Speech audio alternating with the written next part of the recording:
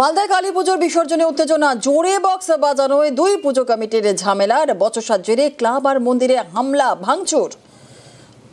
মালদার ঘটনা, মালদায় কালী পুজোর বিসর্জনে উত্তেজনা, জোরে বক্স বাজানোয় দুই পুজো কমিটির ঝামেলা আর বচসার জেরে ক্লাব আর মন্দিরে হামলা, তারপর ভাঙচুর। অভিযোগ আর এক পুজো কমিটির বিরুদ্ধে। বাঁশ লাঠি নিয়ে চড়াও হওয়ার অভিযোগ, ভাঙা হয় ক্লাবের দরজা, মণ্ডপের সাউন্ড বক্সও।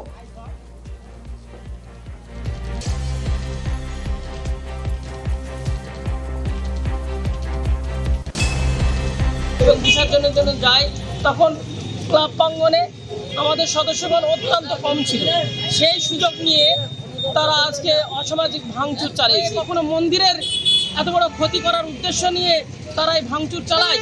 আমরা প্রশাসনকে জানিয়েছি এবং প্রশাসনের উপরে পূর্ণ আস্থা রেখেছি। প্রশাসন যেন এইসব দুষ্কৃতীদের অতি অবলম্বনে দ্রুত গ্রেপ্তার করে তাদের শাস্তির ব্যবস্থা যেন করে। হামলার অভিযোগ অস্বীকার অভিযুক্ত কমিটির, দরকারি সিসি ক্যামেরার ফুটেজ দেখার দাবি। ওখান থেকে আসার সময় এবার ওদের কিন্তু বক্সটা বাজছিল না, বক্সটা বন্ধ ছিল। হট করে ওরা কী করলো, বক্সটা পুরো সাউন্ডে জোরে করে বাজাতে লাগলো। এবার আমাদের দুই একজন ওরা ভিতরে ঢুকে গেল, তো এবার বললো যে তোমরা বক্সটা একটু বন্ধ কর বা আওয়াজটা কম কর, আমরা চলেই যাবো। এটা নিয়ে দুই এক কথা হয়েছে, এটাই। আর ছাড়া যে ওরা যে বলছেন আমরা মন্দিরে মেরেছি, লাত মেরেছি, কি গেটে লাত মেরেছি, এগুলো কোনো কিছু হয়নি। এগুলো একদম ভোটের সাথে যে আমাদের যে এরকম ঝামেলা দ্বন্দ্ব লেগে ব্যাপার আছে, মানে এই ব্যাপারটা আমরা থানাতেও এর আগে জানিয়েছি। থানাতে আমাদের রীতিমতো নোটিশ দেওয়া হয়েছে যে না, ওরা আমাদের সাথে এরকম একটা ঝামেলা করার চিন্তা আমরা এরকম করেছি, কিন্তু আমরা কোনো ঝুট ঝামেলা চাই না। শুভেন্দু অধিকারীর বিরুদ্ধে নতুন করে এফআইআরের আইনি কোনো বাধা রইল না, তার রক্ষা কবচ প্রত্যাহার করে নিল কলকাতা হাইকোর্ট। বিচারপতি জয় সেনগুপ্তর মন্তব্য, এই রক্ষা কবচ অনির্দিষ্টকালের জন্য থাকতে পারে না।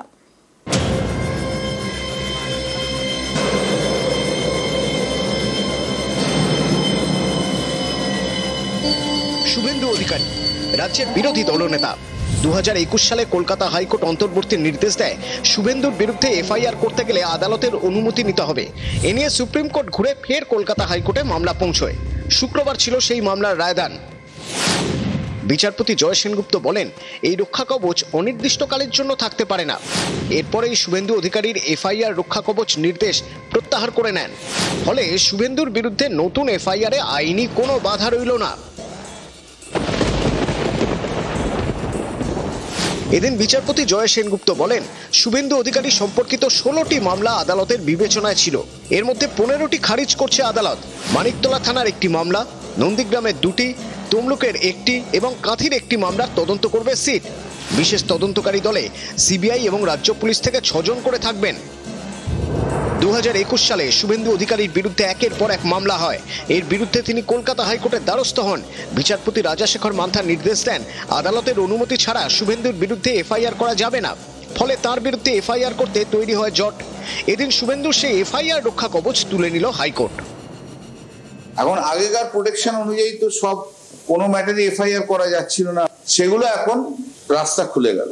এবার যে কমপ্লেন গুলো ছিল, সেই কমপ্লেন গুলো আজকে যদি এফআইআর লজ করে প্রসিড করতে চায়, পুলিশ প্রসিড করবে। রক্ষা কবচ প্রত্যাহার কথাটা বলা ভুল হবে। আদালতের বক্তব্য ছিল প্রথম থেকেই যে কোনো এফআইআর রেজিস্টার করতে গেলে আদালতের অনুমতি নিয়ে করতে হবে। এটি যদি বলা হয় তাহলে রাজনৈতিক অ্যাডভান্টেজ নেওয়ার জন্য বা রাজনৈতিক মাইলেজ নেওয়ার জন্য এই কথা বলছে। বিরোধী দলনেতাকে কিভাবে পায়, এদের ইকোসিস্টেম ঘেউ ঘেউ করছে সারাদিন ধরে। আমি হাইকোর্টের রায়ে হ্যাপি। আমার বিরুদ্ধে যত মামলা করেছিল হাইকোর্ট সেই মামলার মেজর পোর্শনকে কোয়াশ করেছে। বাকি মামলা সিবিআই কে দিয়ে সিট বানিয়েছে। রাজ্য পুলিশ যে মমতার রাজনৈতিক টুল, এটা হাইকোর্টের আজকের রায়ে প্রমাণ হয়ে গেছে। তৃণমূল কংগ্রেস বা রাজ্য সরকার যা বলছিল তাতে মান্যতা দিয়েছে। জাস্টিস জয় সেনগুপ্ত তিনি বলেছেন এটা চলতে পারে না অনির্দিষ্টকালীন। অর্থাৎ শুভেন্দু বাবু রক্ষা কবচ তার উপর ভর করে যে আপত্তিকর কথা, অশালীন কথা, প্ররোচনামূলক আচরণ এবং আইনকে তোয়াক্কা করেননি, আজ এই রায়ের পর তাকে গোটা বিষয়টা দেখতে হবে।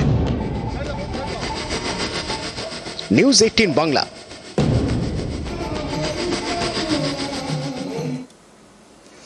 আগামী 1 নভেম্বর থেকে পশ্চিমবঙ্গে চালু হবে এসআইআর। চলবে 3 মাস, আর এই নিয়ে আগামী সপ্তাহের শুরুতেই নোটিফিকেশন জারি করতে পারে নির্বাচন কমিশন। বছর ঘুরলেই পশ্চিমবঙ্গে বিধানসভা ভোট, তার আগে কোমর বেঁধে ময়দানে নির্বাচন কমিশন। জানা গিয়েছে 1 নভেম্বর থেকে বাংলায় শুরু হবে এসআইআর। ভোটার লিস্টে স্পেশাল ইন্টেন্সিভ রিভিশন শেষ হবে 3 মাসে। আগামী সপ্তাহের শুরুতেই নোটিফিকেশন জারি করতে পারে নির্বাচন কমিশন। এফআইআর এর নাম করে যেভাবে নির্লজ্জভাবে নির্বাচন কমিশন বিজেপির হয়ে ভোট চুরি করতে নেমেছে, তাতে স্বাভাবিকভাবেই প্রতিবাদ ছিল, প্রতিবাদ আছে, আগামীতে প্রতিরোধ হবে। এই যে বর্ডার লাগোয়া বাংলাদেশ বর্ডার লাগোয়া অঞ্চল, এখানে দেখা যেতে প্রায় অধিকাংশ লোকসভা আসনে বিজেপি জিতেছে এবং সেগুলো ইনভেরিয়েবলি হিন্দু শরণার্থী ভোট ব্যাংক। দেখা যাচ্ছে সকলের নাম বাদ চলে যাবে, কারণ তাদের কারোর প্রায়র কোনো ডকুমেন্ট নেই। এই জায়গায় দাঁড়িয়ে পরিষ্কার করে আমরা বলছি, যারা বৈধ নাগরিক তাদের নাম যেন বাদ না যায়। কিন্তু বিজেপি যে আগুন নিয়ে খেলতে চাইছে, সেই আগুনের লেজে ওদের নিজের সোনার মুখটাই ছাড়তে হবে।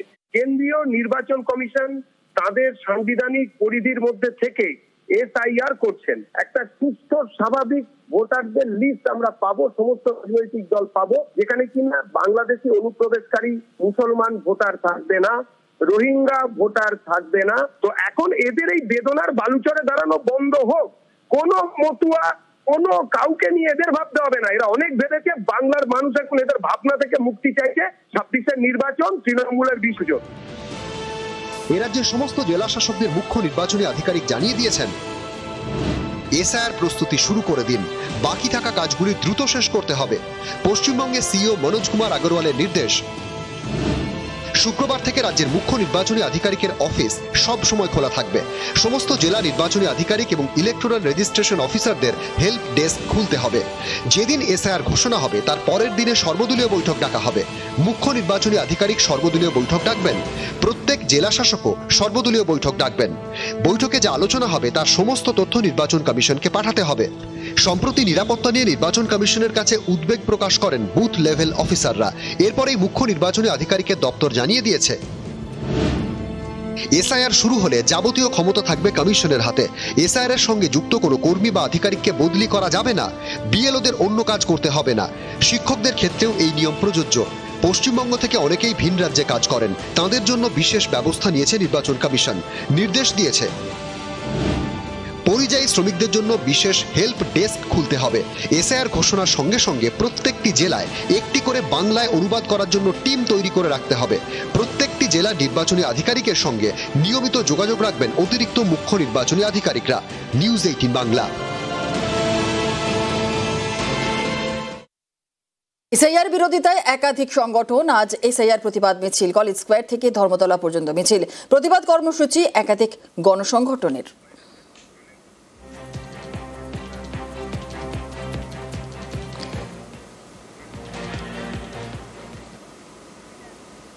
নাগরিকত্ব সংশোধনী আইন 2003 এই আইনটা বাতিলের দাবিতে আমরা আগামীকাল কলেজ স্ট্রিট থেকে আমরা মিছিল বের করব।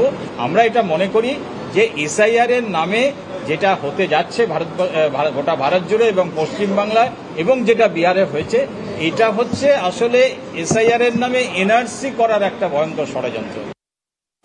আর এদিকে এসআইআর আবহে নিশীথ উদয়ন তরজা। জেলার ক্ষেত্রে কমপক্ষে 3 লক্ষ এই ধরনের অবৈধ ভোটার রয়েছে, যাদের নাম তালিকায় রয়েছে অথচ যারা এখানে বসবাস করেন না। আবার অনেকে রয়েছেন ভুয়ো ভোটার, 2002 এর পরে এসে একটা ব্যক্তিকে বাবা বানিয়ে তার নামের সুবিধা নিয়ে সেখানে কিন্তু ভোটার তালিকাভুক্ত হয়েছে। তো সব মিলে বলা যায় যে একটা পরিশুদ্ধ ভোটার তালিকা সামনে আসতে চলেছে। দিনাটা, সীতাই, শীতলকুচি, তুফানগঞ্জের একটা পার্ট, মেকলিগঞ্জ, যে বর্ডার ভিলেজেস গুলো রয়েছে, এখানে দেখা যাচ্ছে জন্মের যে হার, সেই হারে যদি বৃদ্ধি হতো জনসংখ্যা, তাহলে যা হতো তার থেকে দ্বিগুণ সংখ্যক। এটা তো অসম্ভব। এসআইআর এর মধ্যে দিয়ে যদি অভারতীয় কারো নাম বাদ যায় ভোটার তালিকা থেকে, তাহলে সবার আগে নিশীথ প্রামাণিকের নামটা বাদ দিতে হবে। প্রমাণ করতে হবে না যে ভারতীয়।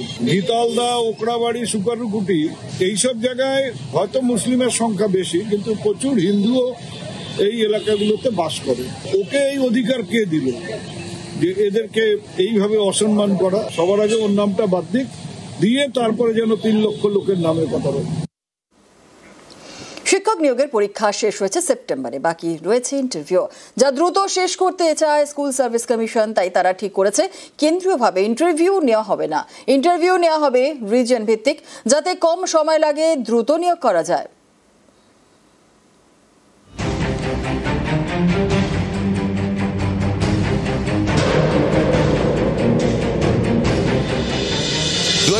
সালের এসএসসির প্যানেল গত এপ্রিলে গোটা প্যানেলটাই বাতিল করে সুপ্রিম কোর্ট। শীর্ষ আদালতের নির্দেশে নতুন করে শিক্ষক নিয়োগের পরীক্ষা নিয়েছে স্কুল সার্ভিস কমিশন। 9, 10 এবং 11, 12 এই নিয়োগ প্রক্রিয়া তারা দ্রুত শেষ করতে চায়। তাই কমিশন ঠিক করেছে পরীক্ষায় যারা পাশ করেছেন তাদের ইন্টারভিউ এবার কেন্দ্রীয়ভাবে নেওয়া হবে না, ইন্টারভিউ হবে রিজিয়ন ভিত্তিক। স্কুল সার্ভিস কমিশনের 5টি রিজিয়ন রয়েছে, প্রতিটি রিজিয়নে ইন্টারভিউ নেওয়া হবে যাতে কম সময় লাগে, দ্রুত নিয়োগ করা যায়। আগামী মাসের শুরুতেই পরীক্ষার উত্তরপত্র ওয়েবসাইটে আপলোড করবে এসএসসি। জানা গিয়েছে প্রথমে 11, 12 শিক্ষক নিয়োগের ইন্টারভিউ হবে। এই ইন্টারভিউ প্রক্রিয়া 15 দিনের মধ্যে শেষ করতে চায় এসএসসি। এরপরে শুরু হবে 9, 10 শিক্ষক নিয়োগের ইন্টারভিউ। সব ইন্টারভিউই হবে রিজিয়ন ভিত্তিক। গত 3রা এপ্রিল এসএসসির পুরো প্যানেল বাতিল করে দেয় সুপ্রিম কোর্ট। চাকরি চায় প্রায় 26,000 শিক্ষক অশিক্ষক কর্মীর। তাদের মধ্যে কে যোগ্য, কে বেআইনিভাবে চাকরি পেয়েছেন, এ নিয়ে নানা প্রশ্ন ওঠে। এরই মধ্যে শীর্ষ আদালতের নির্দেশে নতুন করে নিয়োগ বিজ্ঞপ্তি জারি করে এসএসসি। গত 7 এবং 14 নভেম্বর শিক্ষক নিয়োগের পরীক্ষা হয়, বাকি রয়েছে ইন্টারভিউ। এবছরের ডিসেম্বরের মধ্যে নিয়োগ প্রক্রিয়া শেষ করতে চায় স্কুল সার্ভিস কমিশন, যাতে দ্রুত শিক্ষক নিয়োগ করা যায়। সোমরাজ বন্দ্যোপাধ্যায়, নিউজ 18।